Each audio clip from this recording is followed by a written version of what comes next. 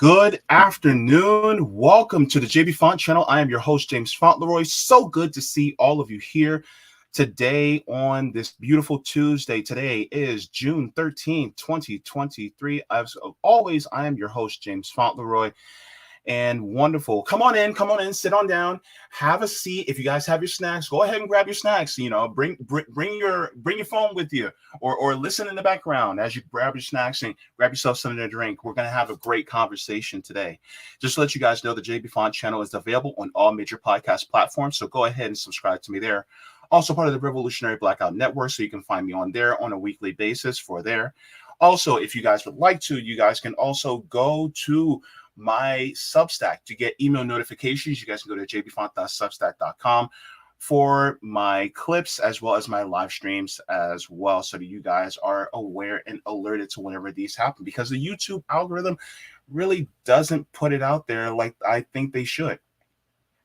Also, just to let you guys know, thank you so much to the patrons on Patreon, Coffee, as well as members. For without you guys, I would not be able to do what I'm doing. So thank you so very much to all of you, because I really wouldn't be able to do this.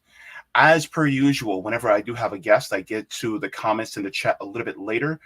But I would like to let you guys know that I do have Kamau Franklin joining, and this is going to be a wonderful discussion. I am so happy to have him here with me. And just to let you guys know, Kamau Franklin is the organizer and community builder and a co-founder with Black Power Media. Mr. Kamau Franklin, thank you so much for joining me today. Thanks for having me. I really appreciate it. And that was a great picture you threw up. I might have to ask for that background later, because I think when I took that picture, I was standing in my bathroom halfway. I'll DM it to you, because look, I'm like, yeah, no, because look, I was like, what am I gonna do? I was just like, you know what? We're gonna Princify him, right? We're gonna, you know what I'm saying? That's what we're gonna do. So I appreciate it. I appreciate it. Yeah, you can use that as a banner for your background or whatever, go ahead and do that. So one of the things that I wanted to get to, and you are with Black Power Media, and you guys are talking about a lot of Black issues that are, that are imperative for us to keep, within the front of our brains, especially not just within our community, but also letting, the broader community out there know, what our concerns are. And you guys do it from a left perspective. What drove you to be in this space, and how did you get into the community organizing as well? If you can give us that view from 30,000 feet. Sure. I mean, the easier story is the Black Power Media story. I and co-host at the time of Kalanji Jamachanga and our producer, the Ear Doctor, were doing a podcast called Renegade Culture. We had known, and I had known Jad for like 25 or 30 years, and he was like, "Mix what I like."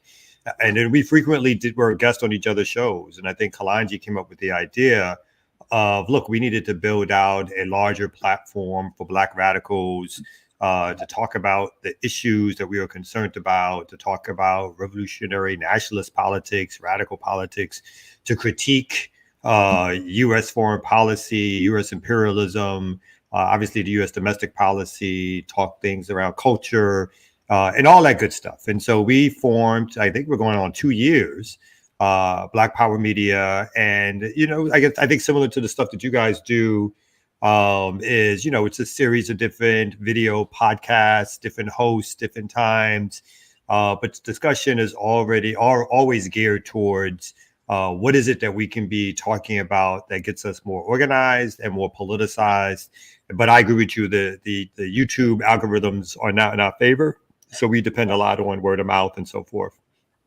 My organizing background, I'm originally from Brooklyn, New York. My mom is from Charleston, South Carolina. Well, was from Charleston, South Carolina. She passed away last year. And she grew up during Jim Crow. And she would tell us a lot of stories about growing up under Jim Crow, including when she got hit in the back by a white cop when she was running out of a whites-only playground with her friends, and she was a little slow. And so she had a scar on her back until the day she died. And so when you hear that story, as a kid, It sort of obviously it resonates, it sticks with you, it makes you investigate more. It got me looking into like the civil rights movement and started reading. I think there were other things around even my mother's racial politics that had me sort of questioning how the world works. I'm a fair skinned, light skinned dude. My mom's a dark skinned black woman. My sister's probably your complexion. And my mom would say that she purposely had kids to make them lighter, even though she might have been happy with the company she kept. But she had kids making them lighter because she thought that would make it easier for them in the world. And again, this is mind blowing, right? To think about that, to think about how this country and the world operates, where people actually think through that, or they're conditioned to believe that these things are important in the way that they are presented to them. All of that got me to thinking and reading. And in my teens, my late teens, when I started reading Malcolm X, it was like this, a long time ago. This was in the 80s, a little bit before the movie and stuff came out. Again, it just radicalized me to the point where I wanted to start joining organizations and being involved in my community. I'll wrap up this way. Lastly, obviously pre-internet, but I was so far gone that I started looking in the phone book for Malcolm's organization, the Organization of Afro-American Unity, which, and again, this was like 25 years or 20 some odd years after his assassination. So of course it wasn't in the phone book, but that's how naive I was. I was like, let me look through and see if I can find something.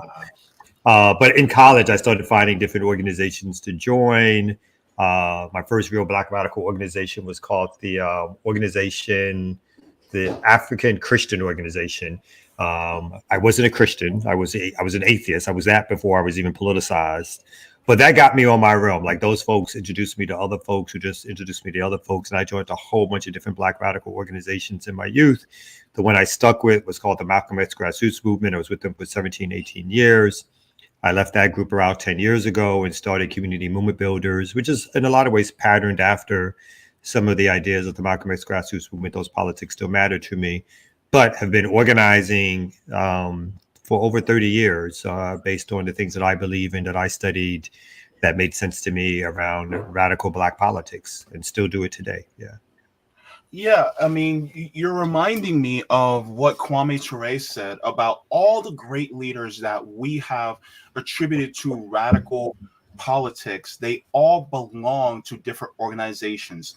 Like, for instance, we talk a lot about, oh my God, I'm blanking on his name for right now. This is embarrassing. But he's from South Africa. Biko? I'm sorry? Steve Biko? No. He was part of the African National Congress. Not obviously not Mandela. Yeah, Mandela. That's okay. Yeah, but he was talking about how Mandela was part of the African National Congress. You had Martin Luther King, that was part of the Southern Leadership Congress. You had many different people who were part of different organizations. But the necessity for being part of organizations is what helps us to build a dual power outside of this capitalist system, because as long as we continuously depend on this system, we'll have to depend on the system, so to speak. So that's one thing that he made it abundantly clear, that we have to belong to some type of organization or create an organization so that we can build community, so that we can move away from the systems, and that's what it reminded me when you were speaking of this, which is imperative for people like myself to join organizations, people who are watching to join different organizations that are about building community, because we can talk about the problems all day long, but it's just like, and I was talking to a friend earlier about this, it's just like when you go to a doctor and the doctor says, okay, we're going to have to put you on a weight loss program. You can't eat this, or that. And that's when you go, okay, what can I eat? But the thing is, if the doctor's not telling you what you can have, then it leads you to search blindly for what you can, and you might miss the mark. So what the best thing for us to do is to also offer the solutions, be like, okay, we can't do this, but here's the alternative. Right? Yeah, I completely agree. Yeah. I mean, I'm not, a podcaster or commentator by training. I never call myself a journalist or whatever. Sometimes it's like, no, I'm not a journalist. I make commentary. I do some left wing punditry. I do a little writing, but at its heart, I believe the things, and I think those things are important, right? I think those things are the things that people may catch or read or see that they spark something. As like when I was younger and reading something sparked something for me. But the actual things that help us create changes in our conditions and fight, for me, have always led back to joining and or starting organizations with all the issues that incurs, right? Organizations, not only ideological issues you got to deal with, but personality differences, why people join, what people are trying to get out of it, personal relationships that develop, sexual relationships that people develop, what happens these days with 501c3s and what that means when people actually give you money who are connected to capitalist systems and how that distorts certain frameworks of organizing. Even with all of that considered, with all of that we have to go through and the do's and don'ts, I still believe essentially that until we build organization to do what you said, to build and fight, we will always be sort of lacking and or behind the curve when it comes to really fighting for our rights or making changes in our neighborhood or politicizing people in base building. And that is hard. I think if we don't base build, no matter what else we do, then we're never going to get, like, let's say, the masses of folks with us or behind us, or even a critical mass of people behind us or with us to fight and to make changes. So I always feel like, the starting point is going to be organizing. Everything else is good to do, but organizing is so much the essence of the work that we need to be doing. Mm-hmm. And in that same vein, I just want to direct people's attention to the community website, communitymovementbuilders.org.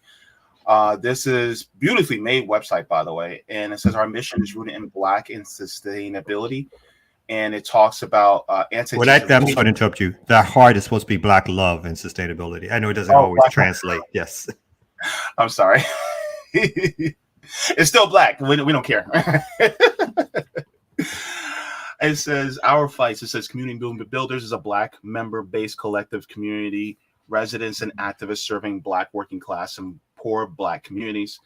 CMB emerged out of the need to respond to encroaching gentrification, displacement, and over-policing. CMB organizes to bring power to Black communities by challenging existing institutions and creating new ones that our people control. And then you talk about anti-gentrification and police violence and food sustainability, which really, in my opinion, are also in the same vein as really going a more Black and anti-capitalist type of route. And so I just want to make sure I put the link in the chat for people. It's also in the description, but this is also very important because, I just want to say thank you as well for pushing community movement building as much as possible, because I think this is where it needs to lay, I should say. And so one of the things, in another conversation with a friend, one of the things I said was, what made people like Dr. Martin Luther King Jr., people like Fannie Lou Hamer, people like Fred Hampton, Malcolm X, what made them dangerous? And their danger wasn't their risk to public safety. No, their danger was the fact that they actually made the public more safe. Because when we talk about public safety, when I talk about public safety, I talk about healthcare, housing, education. These are things that actually make us more safe.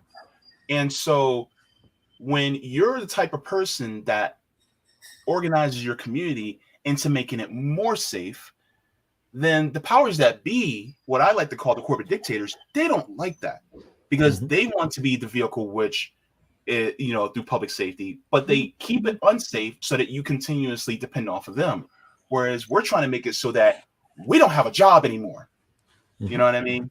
And so if you like to speak a little bit to that as well, that's the conversation I was having earlier. Yeah, I mean, I think, in addition or added on to that part is, yes, the work that we do explicitly says we're going to try to fill the gaps of what the state has purposely made sure that we don't receive, i.e. resources and power, right? And they'll give they'll give some options, but it's never going to be enough to have us sort of be in charge or have power over our communities, right? And these working class and poor Black communities, like we don't have the power to dictate what stores come in, how the buildings go up in our communities. We don't have the power to decide as in gentrification, the rate of increase in terms of rentals or even mortgages. None of that is within our power or our control. And so when we fight back, even with providing resources, it's always done from the level of how are we doing this to show how we lack power and then how we can gain power. So I say that to say that the thing that really does scare the state is when you're an anti-capitalist, whether that's socialist, anarchist, or communist. But when you're anti-capitalist in any of those frameworks, you're suggesting to folks that there's another vision around how resources can be distributed and how power can be organized that's different than how capitalists make you think the world should operate. It doesn't mean that, overnight there's about to be a revolution, but it does mean that you start to present these ideas, new structures, these challenges to the systems at play as you fight in the essence of like doing community organizing, which can be a bevy of different tactics and strategies to go down that road. But you keep in mind and you keep letting people know and you keep presenting them with alternative structures around how the world and how their community and how our neighborhoods can operate. And I think that's the other thing that makes us quote unquote where we can be quote unquote dangerous to them. It's the idea that we're not going to rely on you to make these decisions or let you make these decisions. Not only are we going to challenge you, but we're also going to go about our own way of creating new institutions that we control ourselves, and that they don't like. Yeah, I think, self-determination is one of the hallmarks of what the Black community wants. And, we see that as well as many other different communities. Like, for instance, the indigenous community, they want their own self-determination. We look at different countries where they want their own self-determination. You have, countries, like Sudan and countries like Somalia and, Bolivia and, Nicaragua, they want their own self-determination, but yet the United States keeps taking their grubby little hands and going in and saying, no, we want you to do things our way so that we can benefit from it. Mm-hmm. And we see that we know this from our community. And so we respect this about other communities as well, other countries, outside of us. But yeah, I'd say quickly on that, at our essence is that word is extremely important, the self-determination concept. So, we work with everybody and anybody on different issues, coalitions, alliances, and so forth. But in the end, we also believe that we as a people have the power and should have the power to determine our destinies and, again, our communities and what happens in those communities. And so you're completely right. And I think that's why, in terms of our history here in this country, why it's not as much as it used to be, because there's a lot of bourgeois politicians being brought off, and there's a lot of mainstream culture and media that shifts us into the pockets of those who are basically oppressing us. But we still can see that our community is the community that is most likely to see through the BS of U.S. capitalism, to see through the BS of U.S. hegemony, and to question it and to comment on it. We may not always know which way forward, but we can see pretty well when someone is lining up against the interests of Black communities, which is why we have so many great buzzwords like sellout and the rest of it describe folks when they do that kind of stuff. So it's an important thing for us to understand how self-determination in our community should work, and how we should be siding and working with other folks, but never give up our ability to decide for ourselves how we want to go and which way forward. True. And I appreciate you for that. And we were talking about, organizing and, basically getting ourselves out in the streets, so to speak. And my next question is about, the left, right? It is, no secret. I consider myself a socialist, so I am definitely on the left. And my question to you is, what is some of the biggest issues you see on the left today? And is it really just relegated to just the online left, or is it the left in general? Because you're out there, you know what I mean? So, what do you see? Like, is it just something that is online exclusively, or is it an issue that you see overall? I mean, I think there's several things, like any good lefty, when I think about what would be good if this country was, realistically speaking, working for the people, right? So what I mean by that is universal health care, a decent minimum wage, access to resources and jobs, and so forth and so on. So on that level, like any good lefty, sure, I like to see those things. But again, as a radical lefty, right, as somebody who's not a social democrat, who doesn't think we're just going to vote our way into all the resources that we need, I think part of the issue for a left community is how do you fight the powers that be? What are, it could be what are these issues that lay before us, whether or not that's police militarization and over policing, whether or not that's issues around minimum wage, issues around unionizing. There are a lot of issues that we can use to politicize people. But for me, the central issue still is how do we radicalize people, right? How do we radicalize people while we're doing these different fights? How do we show folks that, again, even if you participate in reform politics as tactics and strategies, you're doing this because these are some of the avenues available to us, short thereof of a radical revolutionary change, right? But how will we continue pushing to get people politicized so that they can see that the system itself, the American economic system, political system, from the federal to the state to the city levels, do not serve our interests, but serve the interests of capitalists, capital, and developers? How do we get them to see that the Black bourgeoisie also serves the interests of the capitalists, the developers, and so forth, right?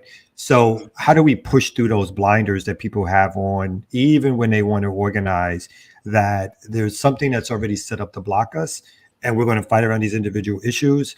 But it's really, how do we break through the fog of capitalist ideological belief system and of capitalist propaganda to really begin to politicize people so that they begin to see that we have to join forces to really fight for alternatives. And so for me, all these issues are of importance, of course. And I think these issues lead to things, but until we politicize people to get them to understand that the root causes will not be solved through the political system at hand, because they're the very ones causing the issues in the first place, then we're going to always go back to thinking again that just maybe a good Democrat will help us this time, or maybe if we elect enough of them that this will happen this time. Again, I see tactics and strategies within the electoral process. I'm not one that says completely beg off of that process, but I am one that says that those are limited options and they have to be done within a larger framework of organizing and politicizing, which leads you past that at some particular point. Well, I mean, you said it, we have to go by, a certain you have to be a bit of a tactician. And one of the things, it's no surprise to anybody, I grew up Jehovah's Witness. And one of the things that we did, I'm no longer one anymore, but one of the things that was very effective was whenever, I'm in Florida, whenever there was a natural disaster, particularly a hurricane, the Kingdom Hall, which is the church that Jehovah's Witnesses use, if it got damaged, what we would do is we all come together as, voluntarily, and then repair it, whatever it needed. Most likely it'd be a roof. But then in the neighborhood, you will also see the neighbor's roof also tore off. And so what we do is whatever we had together, go over to the neighbor's house, ask them if we can repair their roof for free, and then we would do it. And we will all be, and then the people who did it were state certified. So it was done correctly.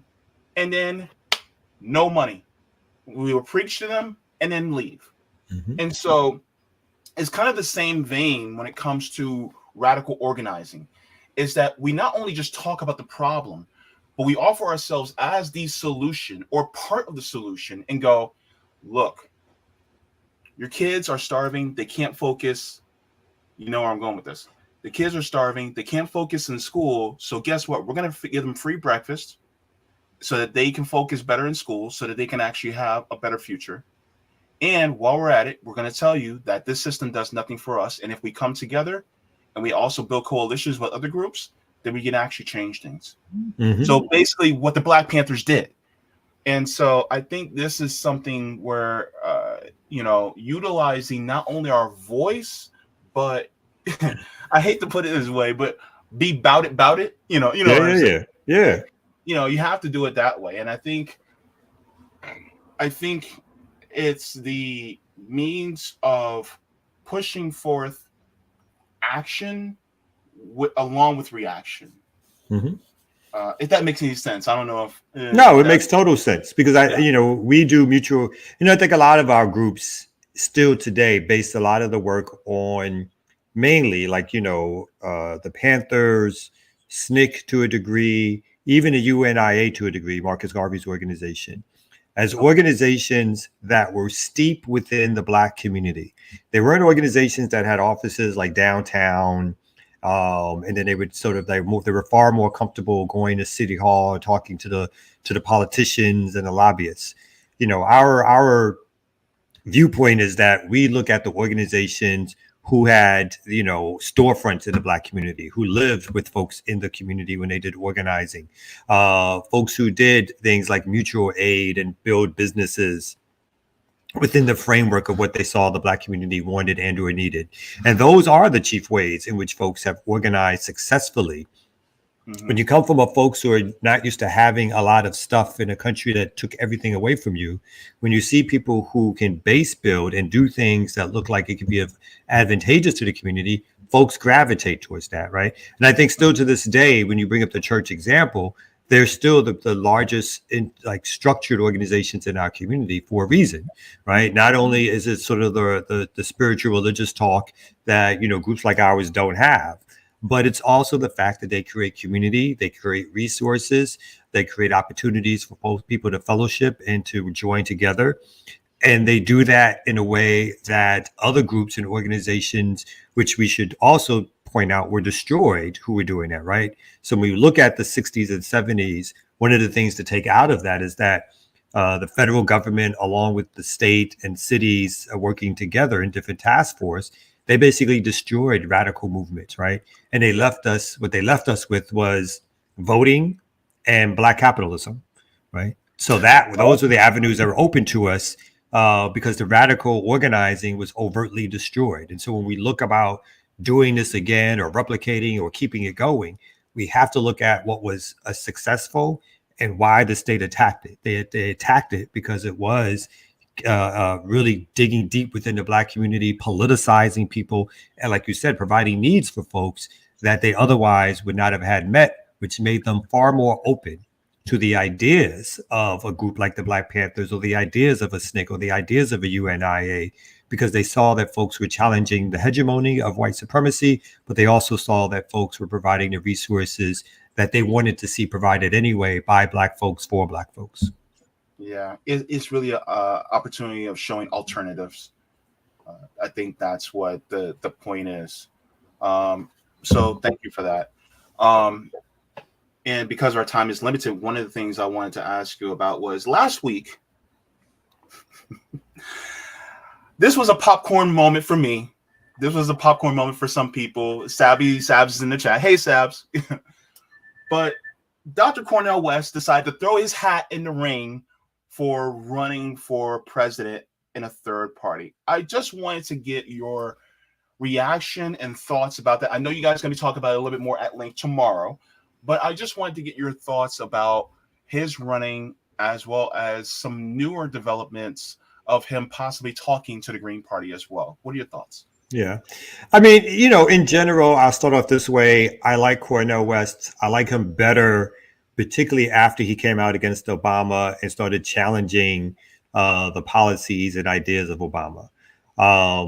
But, I am not necessarily overjoyed that the idea of running for president is the action that he wants to take. And I'm sure I'll express that to him.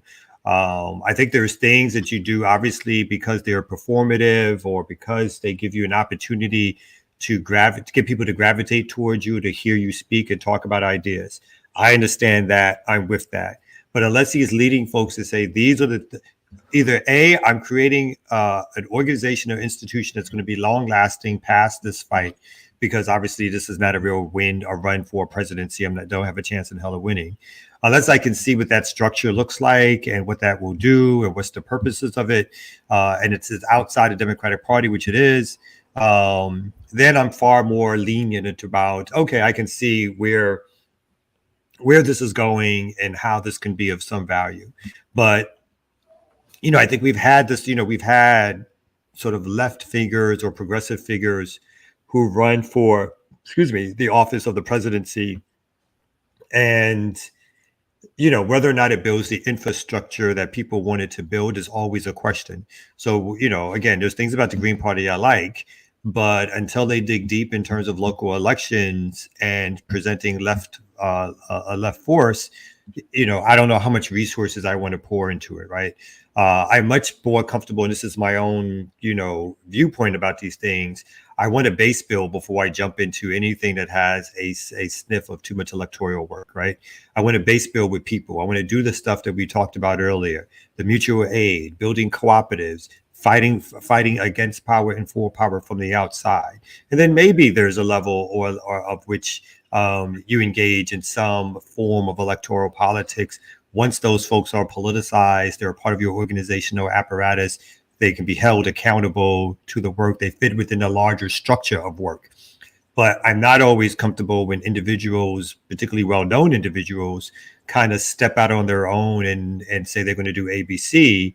It's obvious that this organization seems to be more of a vehicle that he is using to do that. I'm not surely I'm committed to the vehicle itself, or I know enough about the vehicle to suggest that somehow this is the vehicle that needs to be lifted up in terms of finding some alternatives to the two prominent parties in terms of offering a different politic. And so I'm just a little wary of it. And again, I'm sure I'll express that when we get to talk to Cornell tomorrow. Sure. And just to follow up, what do you think this could be as far as the impact on the Black community, even in just an idea perspective? What type of impact do you think it could be a positive impact as far as conversationally with the Black community? And I don't think so, because I think Cornel West has all the access he needs to the Black community. He doesn't have to run for president for that. Cornel West is a famous public intellectual. If Cornel West wants to set up a speaking engagement and go to churches and fill the pews with Black folks to talk about radical organizing or what this country needs to do, he could do that outside of the platform of saying he's doing it to run for president, which is not to say that, again, that, this may get him more of a spotlight to do that work and so forth. But I don't know if the run in and of itself is as important as what is the vehicle that's being built by doing this run, right? What is the vehicle that is being built by suggesting that you're going to run on this alternative platform? Who's in the vehicle? Who's running it? Who's a part of it? What are the progressive ideas or radical ideas that it has? What is it going to be doing after this run that makes me believe that it's important for me to support this new vehicle, or even the Green Party, to support these vehicles post this run for president? So I'm far more interested in those things that would come after, or those things that are attached to the run, than I am in the run itself. I think Cornell has plenty of space, again, for conversation and dialogue within the Black community. He can get on almost any show he wants to at any time prior to even saying he was running for president. So that stuff for me is of little importance as much as it is what are the infrastructure and structure of what you're being built, why are you building it, who's building it with you, and what's the work that's going to come after this run. Yeah. Well, I mean, the work after, I think, is really the most important focus, because the presidential election season is what it is. It's a season.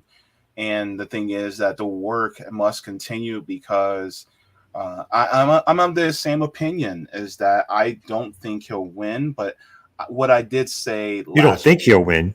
He's not going to win. Well, you're being nice. You're being nice. I'm being nice. But the thing is that I think it brings forth a more bigger national conversation. One of the things I'm hoping for part of the national conversation is things like reparations as well. But at the same time, I think that conversation doesn't really mean anything unless you're building something in the background outside of electoral politics in order to do it.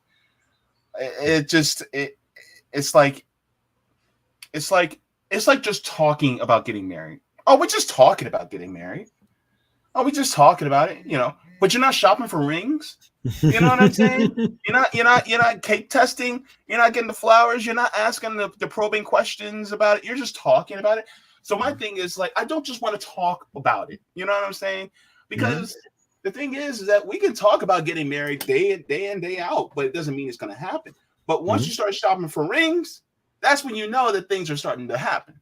And so I think that's one of the things that I would say to Dr. West, if I could, is that yes, you're running and you're on these platforms and you're bringing this into the national conversation. That's good. What about afterwards? What are we going to do? And what are you going to, because you're building a movement, but what are you going to direct that movement towards? Because people need a direction to go. Some of us need to be told what to do. Some of us, we can figure it out on our own, but some of us need a little bit more direction. And so if you're going to do this, that means you're a kind of de facto putting yourself as a leader of a movement. And so what are you leading people towards? Because the thing is that you and I both, as if I'm talking to him, you and I both know that the private organizations of the RNC and the DNC are not going to allow you one step near Pennsylvania Avenue. Yeah, I feel like one of the things, and some of this could be my very own ignorance around Cornell's organization / base building efforts in the past. But one of my critiques of the public intellectual sphere, like the academic sphere, is even amongst those who I agree with, unless you're out there building within an organizational apparatus, again, it's not so much I don't think that talking heads are not important, but unless you're leading folks, like you said, to some structure, some infrastructure, something that they can join, something that they can organize through, basically, you're selling soap, right? You're pushing a book, you're pushing a seminar, you are making yourself so that you can speak on college campuses or whatever it is.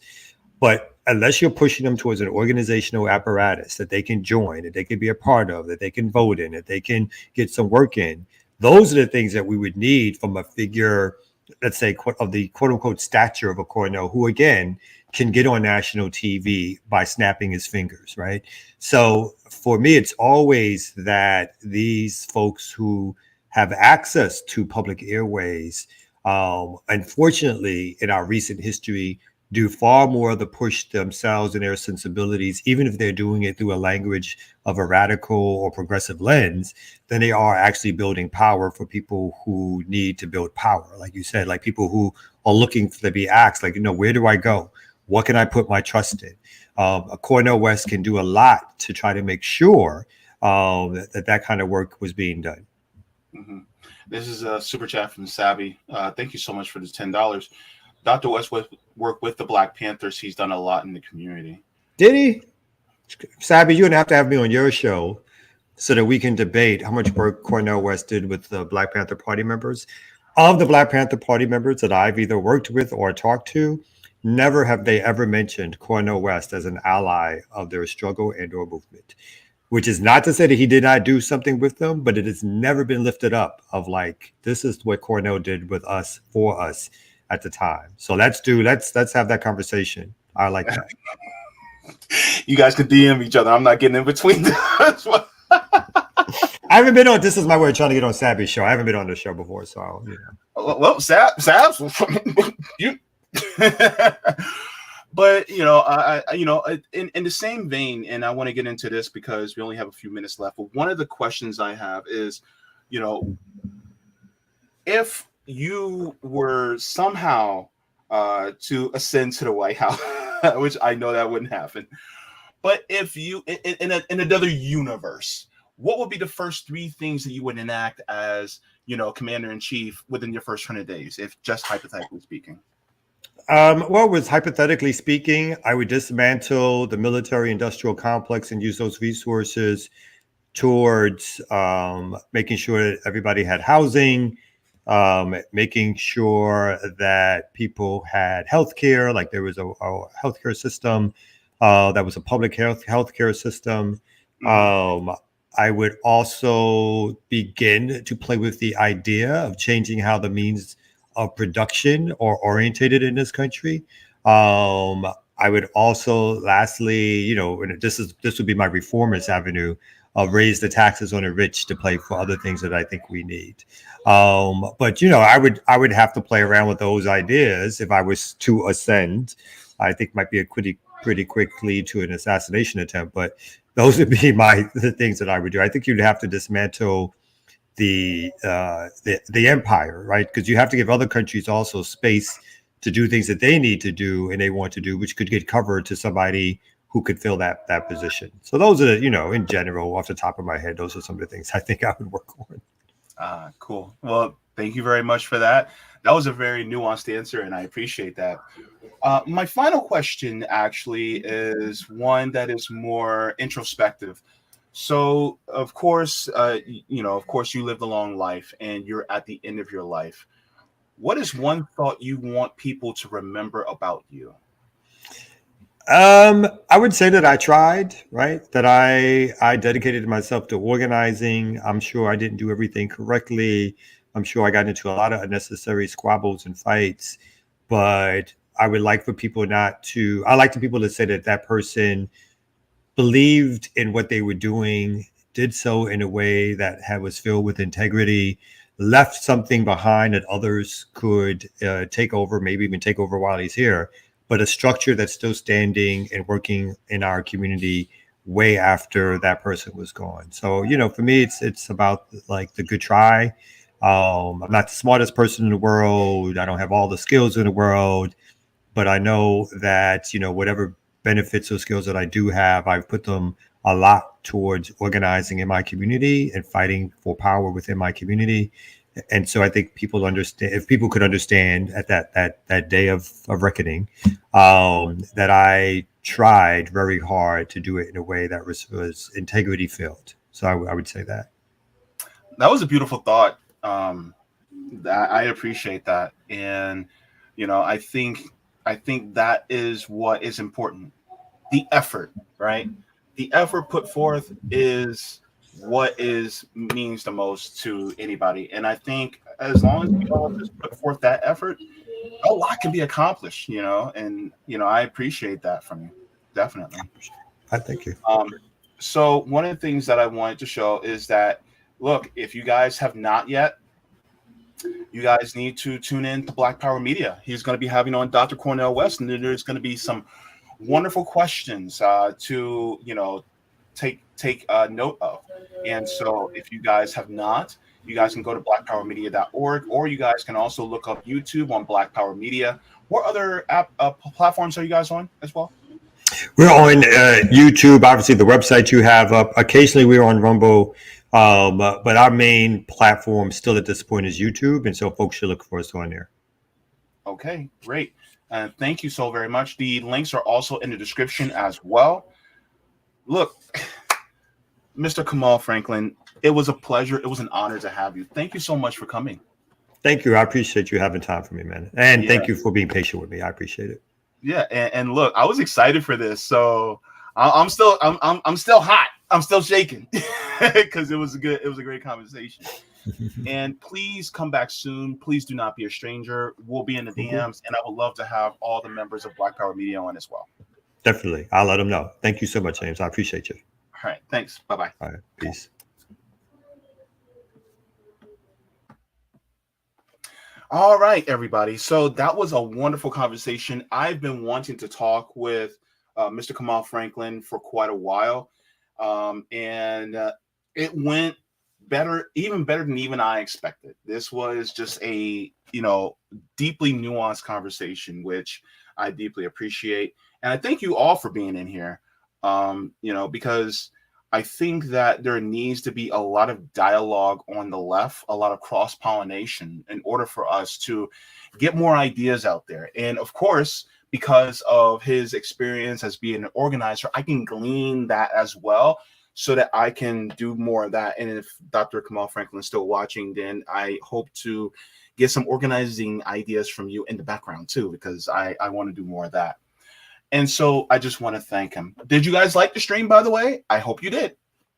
If you guys have not, then please make sure to subscribe. I'm on my way to 3,000 subs. My channel's very small, but I'm trying to do the most I can with the big mouth that I have. So yeah. Let me go to the chat really quick. I'm going to start off. Oh, by the way, I'm live on Rumble right now. So if you're watching me on Rumble right now, hello. Nice to see you. This is actually my first stream on Rumble. So I am very excited about this. So I can't wait to push further, in this way. So this is, we're expanding, and the expansion is more to get the word out there, as well as me moving more into our organizational space. Even though, I have my limitations as somebody disabled, I want to do more and be the example about it. So also, I'm going to put it back in the chat as well. The organization, communitymovementbuilders.org, because it's important for us to know which organizations that we can, mutual aid organizations that we can join in order to, push out, more dual power as well as organizing on the ground. I think that's very important. So let's go to The Rock and let's talk about what we just talked about. All right, so let me go here and let's share the screen. Dun, da, da. All right, so thank you to Denver Attaway. Denver says nothing beats feet on the ground. Also, it's useful to think in the scope of strategy and tactics. Effective feet on the ground press release theoretically creates pressure strategy where the protested has to manage in PR or public response tactics. And then Indy left. Hey, Indy is also in the chat saying, stop Cop City. Absolutely. Thank you so very much for that. All right. And as well as going to go into the YouTube chat. So first off, thank you so much to All One Same, All One Same, for becoming a JB member. Thank you so much. Clap it up for All One Same. Yes, I do have membership, so thank you so very much. I really appreciate it. Also, Savvy Sabs in the chat, also talking. And then Eric the T Red coming in saying, our government is owned by big money interests. Need to focus on fixing that. Absolutely. And the thing is that it's the corruption, right? It's the corruption, and that's what we need to focus in on. So thank you so very much. So who else is in the chat that I need to say hello to? All right. Jess says, yes, having him work alongside Shama to build a movement and push from the outside would be much more effective. Thank you so very much. All right. We have Gamer for Life saying Shama is based. Thank you so very much. Ryan Wagner says that part after the run is the biggest part, but it's all connected. Yeah, that's one of the things that I think that we should have a hyper focus on. A lot of people focus on the marriage ceremony, but after the honeymoon is over, that's when everything begins. And so I think even if hypothetically he were to win, it's like, okay, what about after? What about after inauguration? Because that's when the real battle starts. You know what I mean? So I think that's also a really good point. Good to see a purple philosophy as well. We have the Quantum Alchemist joining in. So good to see you, Quantum Alchemist. The Jam Mom coming in. All right. Good to see you in here as well. All right. We have Casey McLover. McIver? Wait, did I say it? Is it McIver? Anywho, good to see you anyway. We have Yipper99 coming in, laughing all the live long day. Good to see you, Yipper99 as well.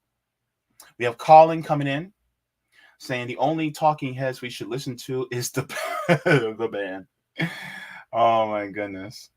Yep. We Need Critical Thinking is in the chat. You know, agreeing with Sabby Sabs. Good to see you already. Justice. This is an interesting point. Justice says, respectfully, a lot of our radicals got co-opted. Angela Davis, Nikki Giovanni, and many more. They tend to go into a more liberal direction. Some of them, unfortunately, is like either. You remember The Dark Knight? When Harvey said, you either die a hero or you live long enough to see yourself become the villain. I wonder if that's the case with some radicals. Because a lot of the people that have passed away early were the radicals. That the system said, no, you cannot survive.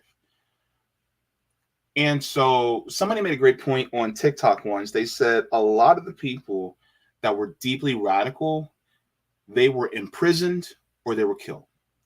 And so their influence is now gone outside of the ether. The only thing that really lives on is their words that were enshrined either on paper or in film or TV. And so because they are no longer with us to keep that guy going, it's kind of tough for us because now we have to try to glean from the past and what they did, but we don't have them necessarily now. And it's kind of tough because a lot of us, we need that guidance. But at the same time, it's just really tough,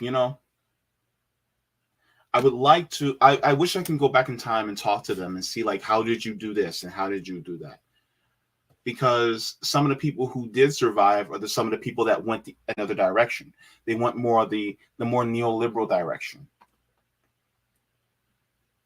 And sometimes I hope that we can talk to them and bring them back, be like, you used to be this way. Let's go back to that. You know what I mean? Let's go back to the classic, 1960s, 1970s Angela Davis, right? But would she want to go back to that? Would someone, like a would somebody like Dr. Cornel West want to go back to the 1970s, 1980s Dr. West? And was that 1970s, 1980s Dr. West more radical now than what he was back then? I can say for sure that Bernie was more radical back then than he was now. I just wonder, what would they say to their former selves? That's an interesting question, right? Yeah.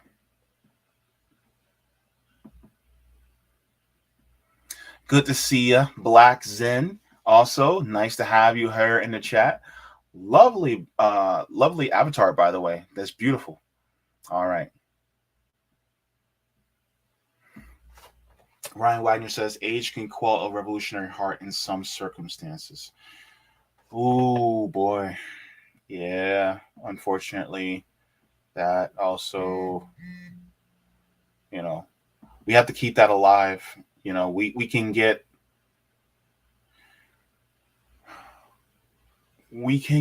disheartened and apathetic over time if we don't keep ourselves in I hate to put it this way. Well, not hate to put it this way, but it's kind of cliche, but almost like a positive mindset. it's kind of like you know how a lot of capitalists will talk about, you have your vision board, right?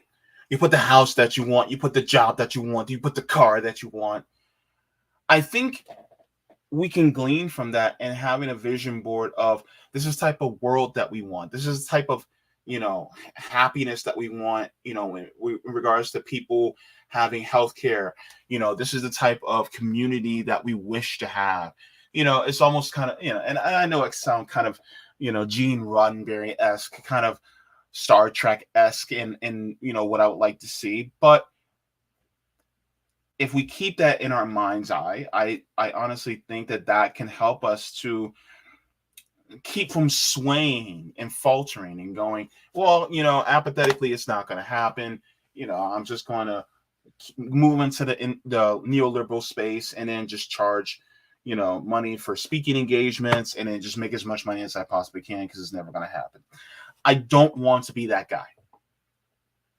Will it mean that I live a more poorer life? Well, shit, so be it. But honestly, I think that we have to keep the cliche, keep hope alive. I think we really need to do that. We honestly need to keep it alive, because if not, then we're just going to push ourselves to a point where we keep this system alive because we see no other alternative. And I see an alternative, and I'm not going to allow this system to continue because too many people are suffering in it. Black Zen says, the older I get, the more I root for the Joker in the Nolan Batman movie. You say the Joker, I say Bane.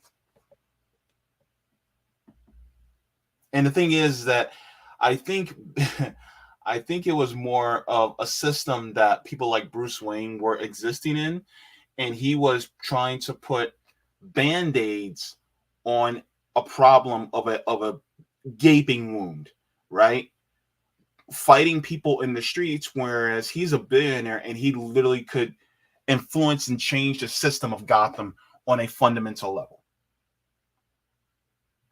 Because, remember in The Dark Knight Rises what Bane was saying. He said, the people who were oppressed, who were thrown in jail and thrown in prison, see, they made it look like, and this is our system and how they influence people. They made it look like those people who were committing the crimes were just all in out bad people, when in reality, maybe, just maybe, the situation, the circumstance made them who they were. The impoverished circumstance, because you have two different types of Gotham City. You have the Gotham elite, who Bruce Wayne is a part of, and then you have the poor people, who are the majority, who they were committing crimes in order to get themselves out of the position that they were in. And who was fighting them? It was the billionaire clad in black that was actually doing it. Batman was basically just a glorified billionaire cop that just wanted to bash people's heads in because they were going outside of the order of Gotham City. When in reality, what he could have did to truly restore order was by using his billions in order to make an equalizing taking place, so that people do not go without. But instead, he went a route that was like, no, I'm just going to restore order myself. He put it upon himself to be the police officer, instead of actually making it so that you take away the means of people having to commit crime. You take away that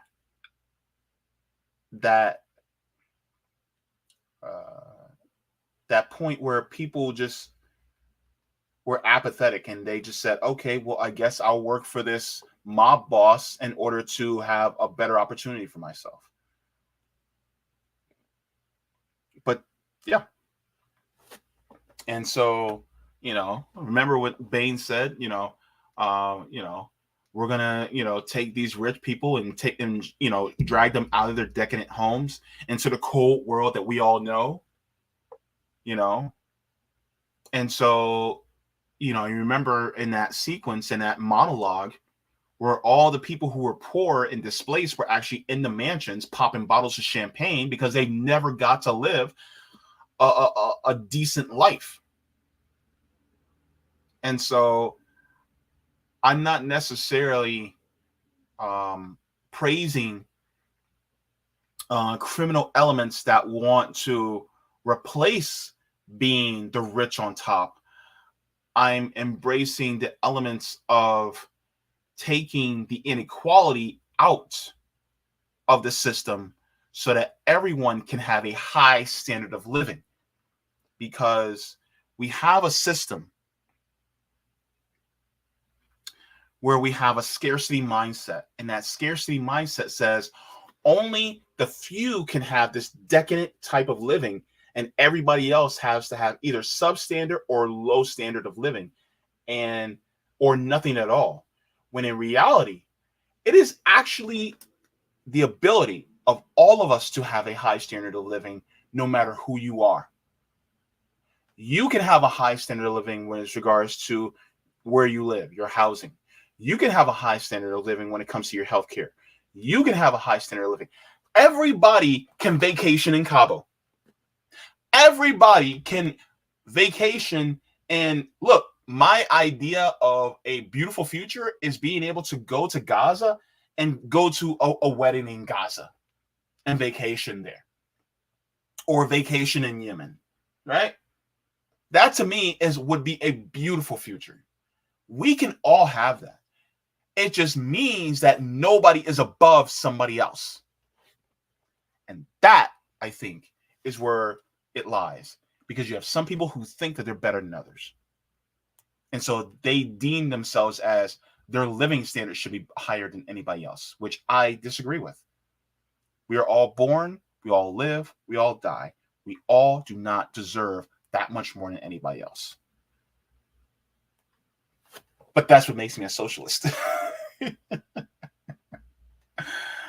Oh, geez. Exactly, Sebastiano. I will own nothing and be happy. Yeah, that's I think it's Schwab. I forgot his first name, but yeah.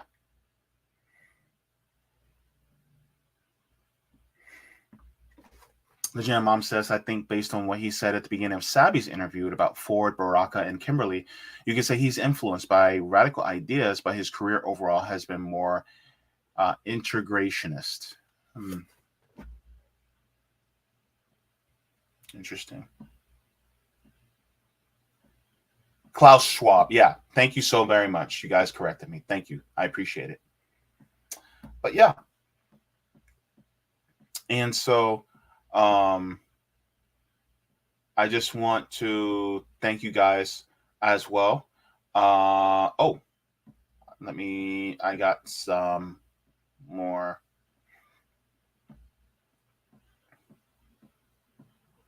I got some more people in the chat. Let me go there really quick on Rockfin. Share the screen. All right. All right. Thank you so much to Deborah Attaway says, yeah, Cop City is essentially the government preparing and exercises in urban warfare against who they define as terrorists, Americans. Oh, of course. In fact, I said this before, Cop City is really just the corporate dictator's answer to actual democracy. People getting out in the street. They're scared of actual democracy. That's what it really is. Christina says, who is a terrorist? What about the guy today in Denver? I have no idea. This is brand new news to me. Was there somebody who did something in Denver? Christina, thank you so much for the tip on Rockfin. How can we trust government? They lied about, and you guys see the word, they're not here to serve the public. No. But the thing is that this is why it's incumbent upon us really to make sure that the government does it by creating a new system. And people are like, how do we do that? Well, this is why people like Kamau Franklin was on. was to create new movements so that we can have more organizing on, the ground, so that we don't have to depend on the system that they set up for us to depend on. It's like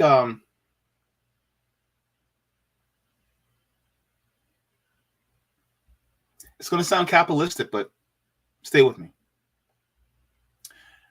It's like having a house, and that's the only house within 100 miles.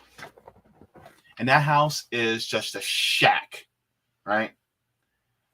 And that shack,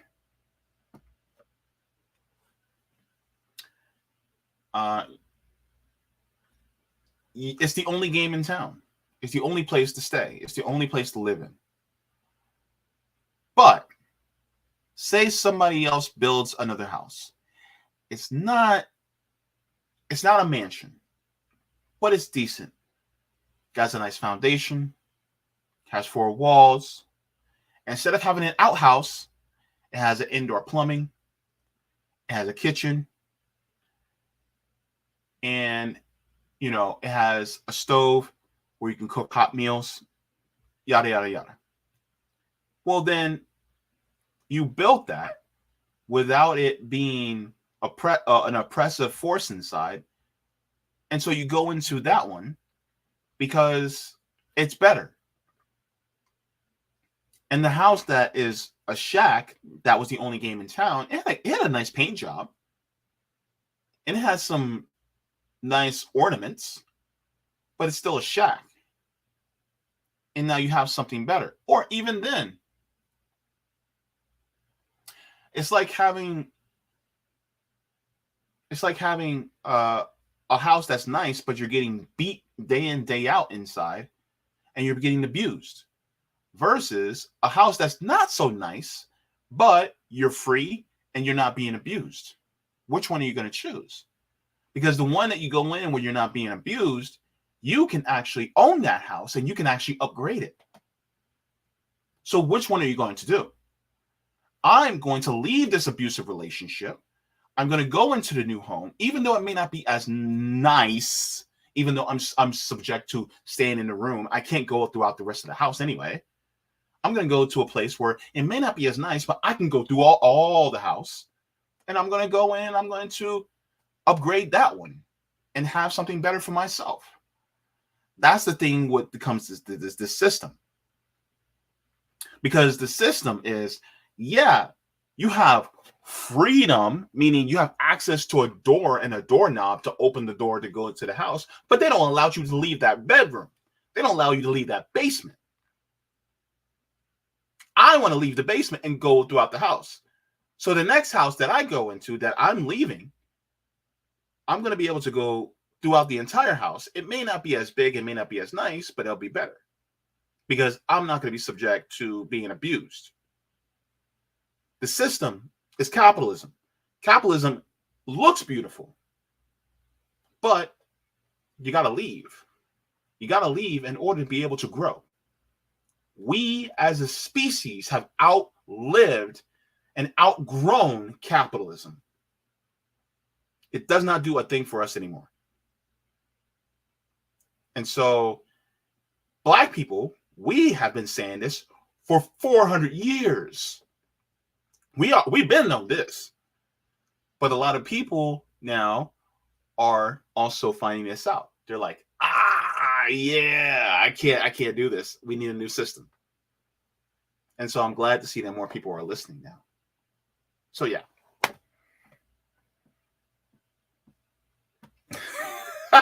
Eric says, get the billionaires out of my effing house.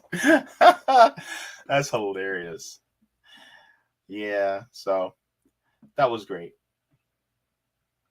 But yeah, so thank you guys so much for tuning in today. And thank you so much to everybody who was tuning in today on Rumble. That was great. I'm so happy that I was able to learn how to, get myself on Rumble as well.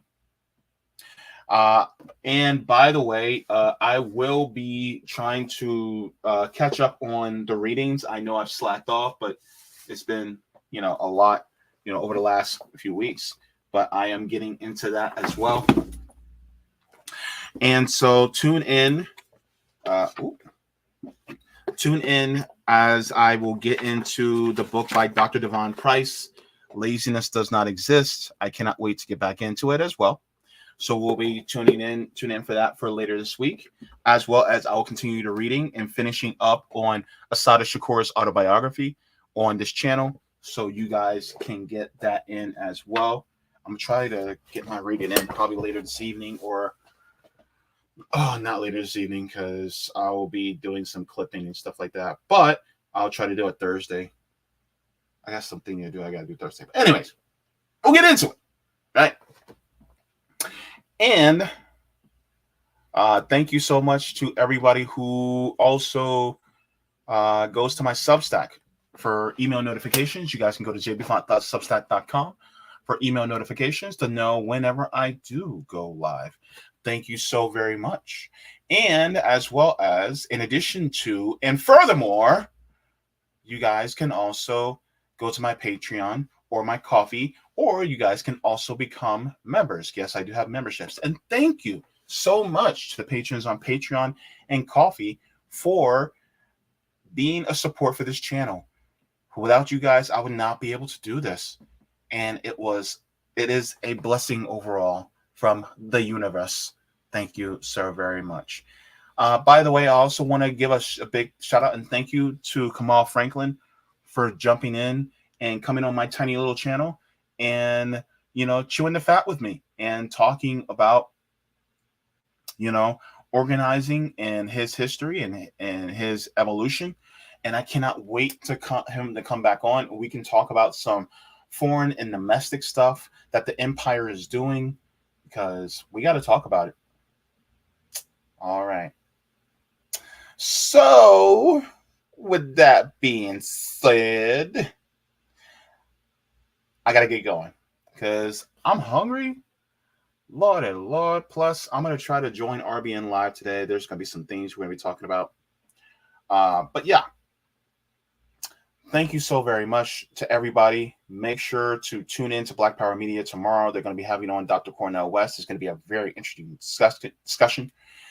And yeah, so like I always say, look, I got to come up to close to the camera because y'all know me. Y'all know me. Y'all know me. That's why y'all subscribe.